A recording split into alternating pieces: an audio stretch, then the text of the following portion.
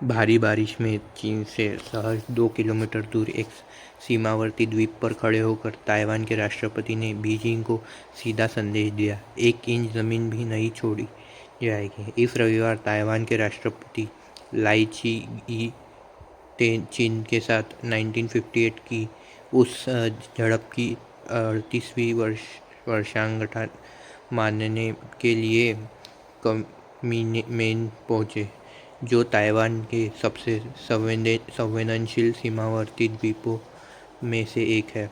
उस लड़ाई ने दूसरे ताइवान जलडमरू मध्य संकट को जन्म दिया था और यह आखिरी बार था कि जब ताइवानी और चीनी सेनाएं बड़े पैमाने पर आपस में भिड़ी थी।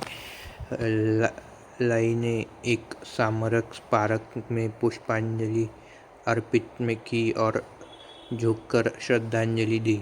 बाद में उन्होंने पूर्व सैनिकों को संबोधित करते हुए उन्हें धन्यवाद दिया, जिन्होंने उनके शब्दों में कम्युनिस्ट आधुनिकवादी आक्रामकता को खदेड़ने के लिए एकजुट होकर संघर्ष किया।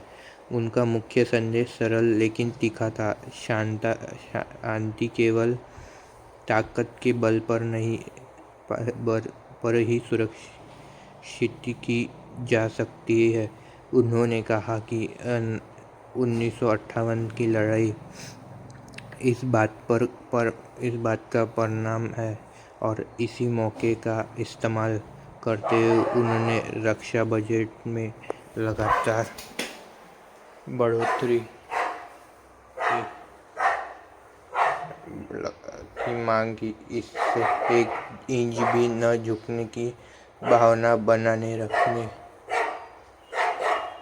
के लिए जरूरी बताया। उन्होंने यह भी चेतावनी दी कि पिछले 68 वर्षों में चीन ने एक दिन के लिए भी अपनी बाहरी विस्तार की महत्वाकांक्षाओं को नहीं रोका, जिसकी वजह से पूरी इंडो-पैसिफिक क्षेत्र में बेचैनी बढ़ रही है।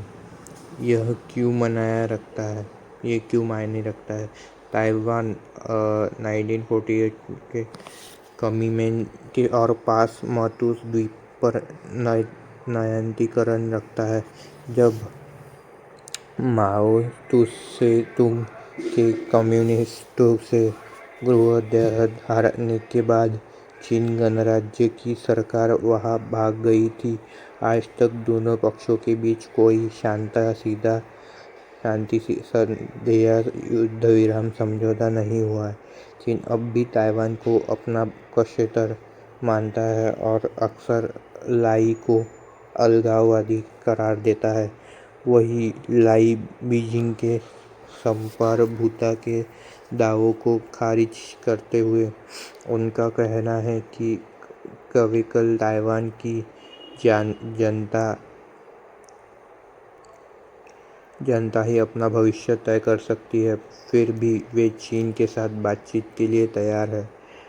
इस रिपोर्ट के प्रकाशित होने तक चीन के ताइवान मामलों के कार्यालय ने लाई की टिप्पणियों पर कोई प्रतिक्रिया नहीं दी थी, लेकिन जलडमरू मध्य में तनाव बढ़ने के साथ बीजिंग की प्रतिक्रिया आधी की रैतिक हो या औपचारिक जल्द ही आने की उम्मीद है। अगर आप इस खबर पर अपडेट पाना चाहते हैं तो सब्सक्राइब करना न भूलें। धन्यवाद।